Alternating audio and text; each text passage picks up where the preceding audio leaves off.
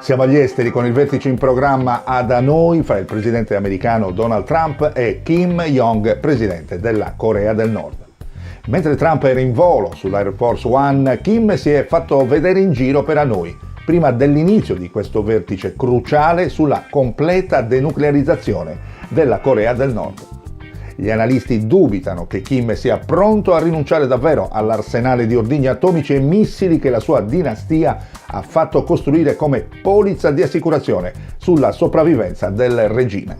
Pyongyang chiede il ritiro o una riduzione del contingente statunitense in Corea del Sud, che non sarà oggetto di discussione con Kim, come confermato dallo stesso presidente americano Trump.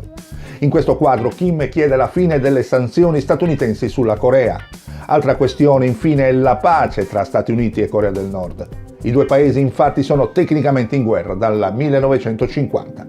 Il 27 luglio 1953 venne firmato un armistizio. Washington e Pyongyang non hanno finora però mai allacciato vere relazioni diplomatiche.